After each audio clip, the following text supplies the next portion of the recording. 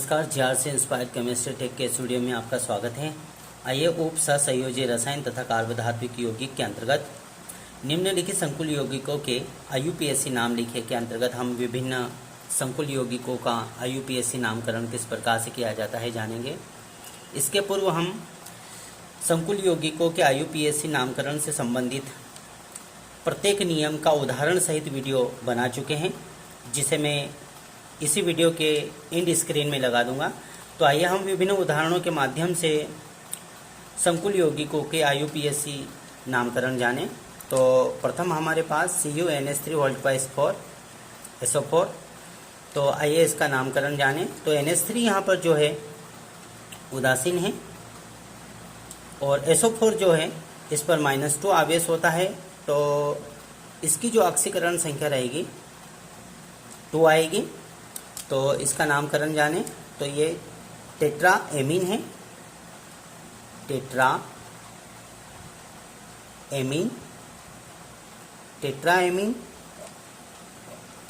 Tetra amine, 4 amine है, tetra amine. इसके पश्चात कापर, कापर और ऑक्सीकरण संख्या इसकी आएगी सेकेंड, जिसे हम रोमन में लिखेंगे सेकेंड कोष्टक के अंदर, second sulphate, sulphate, tetraammine copper second sulphate, tetraammine copper, ऑक्सीकरण संख्या आएगी इसकी सेकेंड एंड सल्फेट। ऑक्सीकरण संख्या किस प्रकार से निकाली जाती है इसके भी हम पूर्व में वीडियो बना चुके हैं, परंतु हम एक उदाहरण के माध्यम से पुनः जान लेते हैं दूसरे उदाहरण के द्वारा। आइए दूसरे संकुल यौगिक का IUPAC पद्धति में नामकरण करें। तो यहाँ पर पोटेशियम 4 है। तो आइए हम सर्वप्रथम इस संकुल यौगिक की ऑक्सीकरण संख्या निकालें, इसके पश्चात हम इसका नामकरण करें। तो 4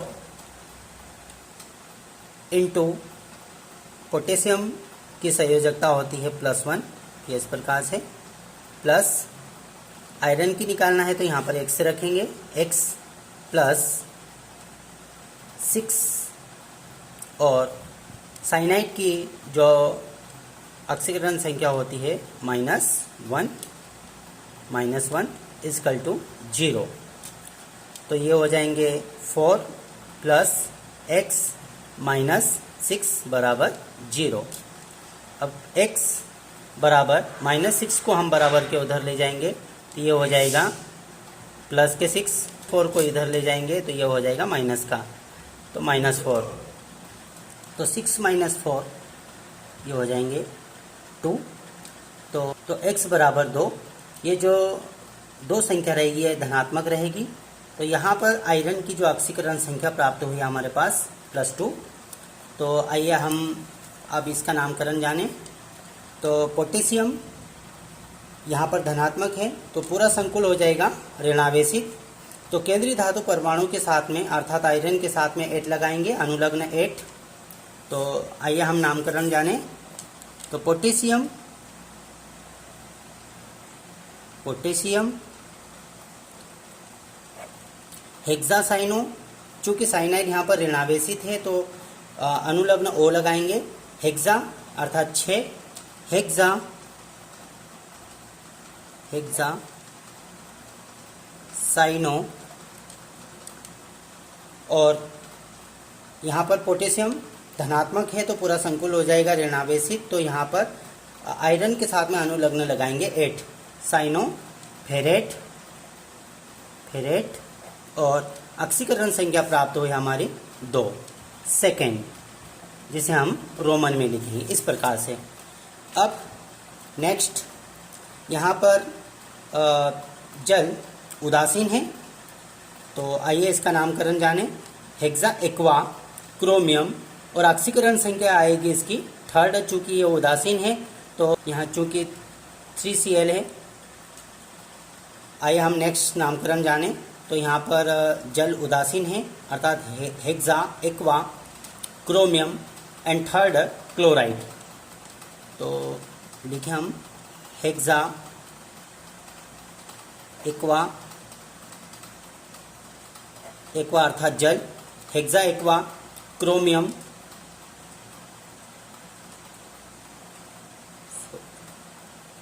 क्रोमियम, क्रोमियम और ऑक्सीकरण संख्या इसकी आएगी 3। Third chloride, chloride, third chloride. अब नेक्स्ट कार्बोनिल है, टेट्रा कार्बोनिल। कार्बोनिल उदासीन है, अतः इसकी जो ऑक्सीकरण संख्या रहेगी वो 0 रहेगी। Tetra carbonyl nickel 0। Tetra carbonyl, tetra carbonyl nickel 0, इस प्रकार से। अब पुनः यहाँ पर धनावेशित पोटेशियम है और पूरा संकुल ये ऋणावेशित हो जाएगा। चूँकि ये धनावेशित पोटेशियम है तो संकुल ऋणावेशित हो जाएगा। केंद्रीय धातु परमाणु के साथ में हम अनुलग्न एट लगाएंगे तो पोटेशियम टेट्रा आयोडो, मर्क्यूरेट, और 4 में से हम 2 घटाएंगे तो सेकंड बचेगा, तो मर्क्यूरेट सेकंड। चूँकि आयोडीन पर ऋण आवेश होते हैं, 4 ऋण आवेश के और 2 धनावेश के, तो 4 में से 2 घटा लेंगे। हम डायरेक्ट बिना हल किए कर सकते हैं। तो potassium, potassium, potassium tetra iodo, tetra iodo, tetra iodo. चूँकि ये यहाँ पर पोटेशियम धनावेशित है तो केंद्रीय धातु परमाणु के साथ में हम अनुलग्न एट लगाएंगे, संकुल ऋणावेशित हो जाएगा। मर्क्यूरेट, मर्क्यूरेट और सेकेंड, इस प्रकार से। आइए नेक्स्ट नामकरण जाने। तो टेट्राक्लोरो प्लेटिनेट, चूँकि संकुल ऋणावेशित है तो प्लेटिनम के साथ में अनुलग्न एट लगाएंगे तो टेट्राक्लोरो, टेट्रा क्लोरो, टेट्राक्लोरो प्लेटिनेट, प्लेटिनेट और 4 ऋणावेशित ये। यदि हम इसको हल करें तो बराबर के उधर ले जाएंगे तो ये प्लस के हो जाएंगे, प्लस, और ये बराबर के उधर ही रहेंगे माइनस के, अर्थात 4 में से 2 माइनस करेंगे तो 2 बचेगी। ऑक्सीकरण संख्या इसकी आएगी 2। तो हम इसको इस प्रकार से कह सकते हैं, टेट्राक्लोरो Palatinate second, second ion, ion, ये इस प्रकार से। आयनित अवस्था में संकुल है तो आयन लिखेंगे हम सेकेंड, इसकी ऑक्सीकरण संख्या प्राप्त हुई। अब नेक्स्ट इथिलीन डायमीन है। चूँकि हम पूर्व के वीडियो में जान चुके हैं, यदि लिगेंड के नाम में डाई ट्राई शब्द आ रहे हैं तो 20, 30, टेट्रा के शब्दों का प्रयोग करते हैं। तो यहाँ पर इथिलीन डायमीन, उसके नाम में डाई है और बाहर से 3 है अर्थात ट्राई है, तो हम यहाँ पर ट्रीस शब्द का प्रयोग करेंगे। तो trees, trees ethylene diamine, ethylene diamine, diamine, ethylene diamine, इसी प्रकार से लिखेंगे। इस प्रकार से जैसे कोष्टक में है इसी प्रकार से लिखेंगे, ट्रीस इथिलीन डायमीन। ऑक्सीकरण संख्या, तो इथिलीन डायमीन यहाँ पर उदासीन है, तो क्लोरीन की जो ऑक्सीकरण, क्लोरीन, चूँकि इथिलीन डायमीन यहाँ पर उदासीन है, इथिलीन डायमीन यहाँ पर उदासीन है। यहाँ पर क्लोरीन 3 है, अतः एक क्लोरीन पर -1 आवेश होता है, अतः यहाँ पर 3 माइनस के, तो ऑक्सीकरण संख्या आएगी क्रोमियम की chromium, chromium third chloride, chloride, इस